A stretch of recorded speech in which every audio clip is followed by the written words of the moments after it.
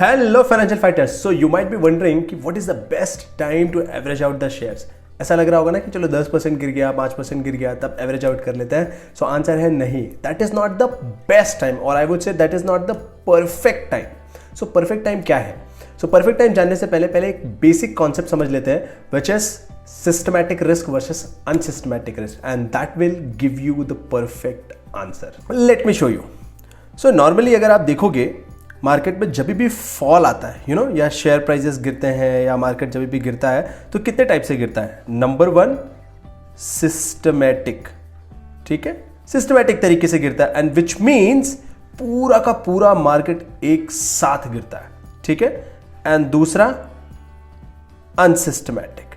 ठीक है, अनसिस्टमैटिक तरीके से जिसमें कोई स्पेसिफिक सेक्टर या स्पेसिफिक इंडस्ट्री फॉल आती है. बट इसी दोनों में से मैंने एक और बनाया है which is semi systematic.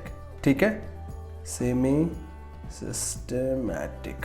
So this is very important concept. अगर आपको एक बार ये चीज समझ में आ गई ना, फिर अगली बार एवरेज आउट करते समय आपको जरा भी डर नहीं लगेगा, चाहे मार्केट फॉल हो या ना फॉल हो. और प्लस आप इसका कैसे खुद भी फायदा उठा सकते हो वेल्थ क्रिएट करने के लिए या फिर पैसा बनाने के लिए. सो जो सिस्टमैटिक फॉल होता है, अगर उसका हम कॉन्सेप्ट देखेंगे तो कैसे होता है कि जैसे मान लो कि ये पूरा मार्केट है, इसमें 500 लिस्टेड कंपनियां, ऑलमोस्ट मैक्सिमम कंपनियां फॉल करती हैं एक साथ. जैसे कि आज अगर आप देखोगे निफ्टी अराउंड 3% से फॉल हुआ है. ठीक है, सो सारी की सारी कंपनियां ऑलमोस्ट नीचे आ गई. जैसे कि आप इवन अगर TCS देखोगे, HDFC देखोगे, बड़ी बड़ी जितनी भी बेस्ट कंपनी है, इवन जिसका रिजल्ट भी अच्छा आया, जैसे रिलायंस का रिजल्ट भी बहुत अच्छा आया. ठीक है, HDFC बैंक का भी रिजल्ट अच्छा आया, TCS का भी रिजल्ट अच्छा आया. Best result, life time best result उन्होंने दिया हुआ है. उसके बावजूद उनके शेयर्स लाइफ टाइम हाई पे नहीं है, क्योंकि मार्केट में फॉल चालू है तो एक साथ सब नीचे आ गया. That's okay. This is called systematic. क्या बोलते हैं इसको? Systematic. And this is the best time to average out your share. ठीक है, ये बेस्ट टाइम होता है क्योंकि पूरा का पूरा मार्केट नीचे आ रहा है ना. And this is the best time to buy more mutual funds. अगर आप म्यूचुअल फंड के थ्रू इन्वेस्ट करते हो तो अगर आप जा करके चेक करोगे तो इस वक्त जो आपको NAV मिलेगा आपके म्यूचुअल फंड का, वो काफी ज्यादा डाउन मिलेगा. जैसे आपको यहां पे दिख रहा है SBI flexi cap fund direct growth. मान लो एक फंड है, ये कोई रिकमेंडेशन नहीं है, जस्ट मैं एक एग्जांपल के लिए आपको दिखा रहा हूं. सो अगर आप इसका 1 ईयर का चार्ट देखोगे तो 18 अक्टूबर को जब मार्केट एकदम हाईएस्ट पे था तो ये भी एकदम हाईएस्ट पे था, और इसका जो NAV चल रहा था वो 86 था.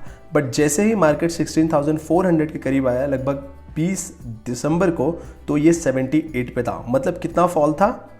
8% फॉल था, अराउंड 9%. सो 9% लोअर प्राइस पे आपको आपका म्यूचुअल फंड मिल रहा था. तो इस म्यूचुअल फंड में अगर आप इन्वेस्ट करते थे तो ये बेस्ट टाइम था अपना इन्वेस्टमेंट बढ़ाने का. सिमिलरली अगर आप अभी भी देखोगे तो 86 से ये ऑलरेडी लगभग 4% नीचे डाउन है, और आज और भी नीचे जाएगा ये. अगर आज का जो सेटलमेंट रेट यहाँ पे जो मिलेगा कल सुबह, वो यहाँ पे डाउन मिलेगा. तो अगर कोई चाहे तो वो कल अपना एक नया ट्रांच लगा सकता है, विच इज म्यूचुअल फंड में इन्वेस्ट कर सकता है. सो जब भी पूरा मार्केट नीचे जाता है उसको हम कहते हैं सिस्टमैटिक फॉल. सो ये सिस्टमैटिक फॉल का रीजन क्या क्या हो सकता है? कोई तो पॉलिटिकल हो सकता है ना, जैसे अभी बजट आने वाला है, मे बी उसका प्रेशर हो सकता है, या वी डोंट नो, या फिर पूरे मार्केट का सेंटिमेंट थोड़ा गड़बड़ चल रहा है तो ये हो सकता है. ठीक है, कोई इकोनॉमिक कंडीशन हो सकती है, जैसे कोविड आया था. ठीक है, कोविड या फिर कोई एक्सटर्नल फैक्टर. ठीक है, तो एक्सटर्नल फैक्टर की वजह से मार्केट अगर नीचे जा रहा है तो फिर हम उसको कहते हैं सिस्टमैटिक. ठीक है, और इस टाइम पे जरा भी डरना नहीं होता क्योंकि पूरा मार्केट नीचे जा रहा है और ऊपर जाएगा तो सब कुछ एक साथ ऊपर भी जाएगा. बस आप अच्छी जगह इन्वेस्ट करके रहो. और हाँ, सिस्टमैटिक फॉल को आप प्रेडिक्ट कभी नहीं कर सकते. प्रेडिक्ट कभी नहीं कर सकते. जैसे कोविड का फॉल था, कोई भी प्रेडिक्ट नहीं कर सकता था कि एग्जैक्टली इतना फॉल होने वाला है, कब तक फॉल होगा और कहां तक जाएगा, कहां पे जाके रुकेगा, कोई भी नहीं कर सकता. और ये प्योरली एक्सटर्नल पे डिपेंड करता है. प्लस ये अनअवॉइडेबल है. अनअवॉइडेबल है. तो अब आपका क्वेश्चन होगा कि लेकिन लोकेश, मेरा पूरा पोर्टफोलियो अगर नीचे जा रहा है, कोई ऐसा तरीका है कि मैं इसको बचा पाऊं? तो एक ही तरीका है, या तो अपने पोर्टफोलियो को आप हेज करो, या फिर आप अपने एसेट को डाइवर्सिफाइड तरीके से रखो. जैसे कि कुछ परसेंट आप डेट में रख सकते हो, कुछ परसेंट आप गोल्ड वगैरह में भी रख सकते हो, बट फिर वहां पे ग्रोथ आपको उतना अच्छा नहीं मिलता है। यहाँ पे वॉलेटिलिटी भले बहुत ज़्यादा है, लेकिन आपको जो ग्रोथ है वो 15-16% से भी अच्छे खासे मिल सकते हैं अगर आप अच्छे म्यूचुअल फंड में लेते हो, इवन अगर आप पैसिव इंडेक्स फंड में भी इन्वेस्ट करते हो तो। बट बाकी और कोई दूसरा ऐसा एसेट नहीं है जिसमें 15-16% का ग्रोथ मिले। बट हाँ, डाइवर्सिफाई करके आप थोड़ा सा यहाँ पे सिक्योरिटी ले सकते हो। एंड डाइवर्सिफिकेशन ऑफ एसेट सिर्फ इक्विटी के अंदर डाइवर्सिफिकेशन नहीं, सो सिस्टमैटिक फॉल को एसेट क्लास डाइवर्सिफिकेशन से आप थोड़ा बहुत बचा सकते हो। अब आता है दूसरा, विच इज अनसिस्टमैटिक।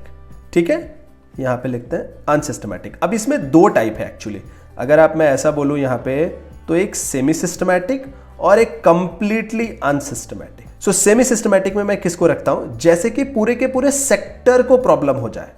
ठीक है, पूरा का पूरा सेक्टर में ही प्रॉब्लम हो जाए, जैसे कि 2018 के बाद पूरे के पूरे ऑटो सेक्टर में प्रॉब्लम आ गया था। सो अगर पूरे के पूरे ऑटो सेक्टर में ही प्रॉब्लम हो गया तो सारा का सारा ऑटो सेक्टर गिरेगा, चाहे वो अशोक लेलैंड हो, चाहे वो बजाज ऑटो हो, चाहे वो हीरो मोटोकॉर्प हो, या फिर कोई और ऑटो वाली कंपनी हो, चाहे वो टाटा मोटर्स हो, सबको ही उसमें नुकसान होगा, क्योंकि पूरे के पूरे सेक्टर को झटका लगा हुआ है ना।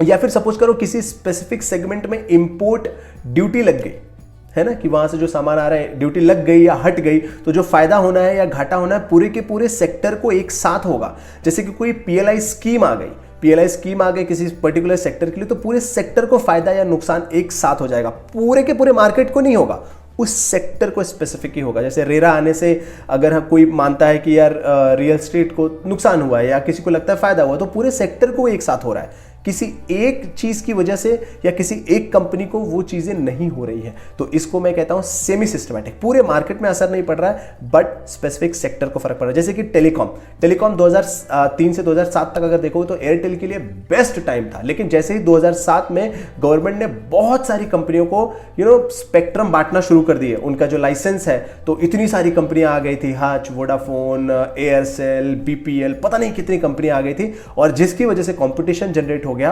और जो एक प्रॉफिटेबल थी एयरटेल, उसको वो ब्लीड करने लगी, उसकी प्रॉफिटेबिलिटी पे असर पड़ने लगा।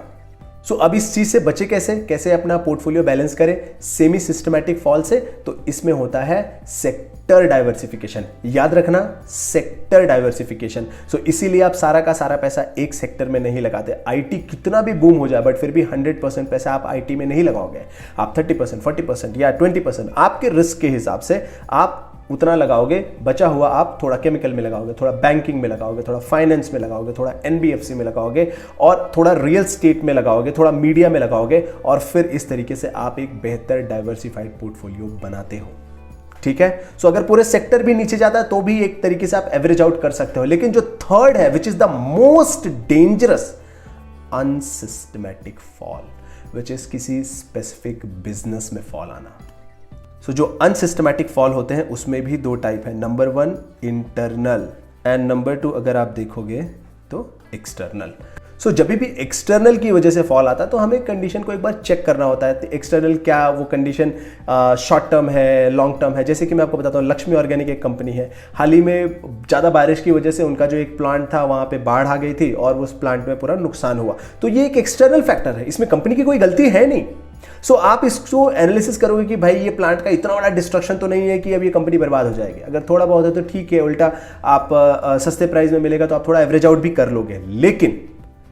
लेकिन अगर इंटरनल फॉल्ट है, जैसे कि यस बैंक का, उनके प्रमोटर्स ने ही पूरा गड़बड़ कर दिया, बिजनेस में ही गड़बड़ है, जैसे कि जेट एयरवेज, जैसे कि बिजनेस खराब ही है, वोडाफोन खराब हो चुका है, इतना कर्ज में डूब चुके हैं, तो ऐसे बिजनेसेस को एवरेज आउट नहीं करना होता है।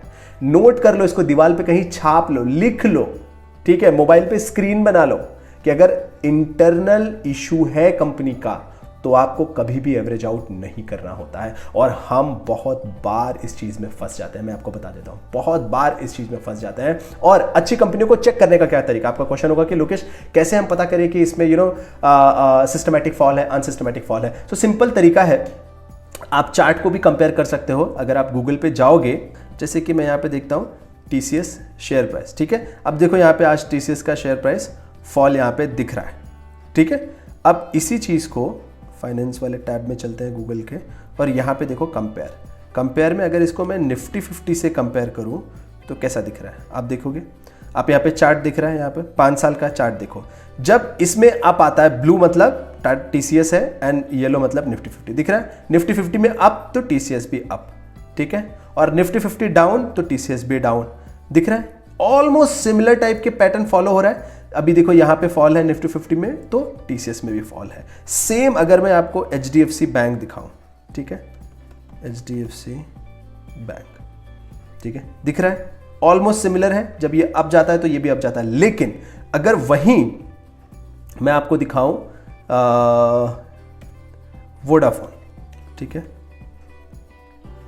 ये देखो, ये एकदम अगेंस्ट जा रहा है, एकदम अगेंस्ट जा रहा है, ये नीचे की तरफ जा रहा है। कहां पे बाकी लोग ऊपर जा रहे हैं और ये नीचे की तरफ लगा हुआ है। तो ऐसे शेयर से दूर रहना है, ऐसे शेयर्स को एवरेज आउट नहीं करना है भाई साहब, और इससे आपका बहुत पैसा बच जाएगा। और आप कोई और भी अगर आप शेयर सोचोगे तो आप यहां पे जाके खुद भी कर सकते हो। जैसे मैं आपको दिखाता हूं, मे बी RBL बैंक, ठीक है, RBL बैंक देखते हैं, दिख रहा है आपको कहां पे ये निफ्टी 50 के बराबर चल रहा था 2019 तक। उसके बाद देखो गिरते टाइम सब गिरे, दिख रहा है आपको यहाँ पे सब गिरे, बट निफ्टी 50 ने रिकवर किया, TCS ने रिकवर किया, बट RBL बैंक अभी भी वहीं के वहीं चल रहा है। सो ऐसे शेयर से दूर रहना है, उसको लगातार एवरेज आउट नहीं करना है, वरना आपका नुकसान हो सकता है, बहुत ज्यादा नुकसान हो सकता है। सो जब भी सिस्टमैटिक फॉल आए तब आप एवरेज आउट करो, लेकिन जब अनसिस्टमैटिक फॉल आए तब आपको चेक करना है कि इंटरनल इशू है या एक्सटर्नल इशू है। अगर इंटरनल इशू है तो उससे दूर रहो, एवरेज आउट तो एटलीस्ट बिल्कुल भी मत करो। लेकिन अगर एक्सटर्नल इशू है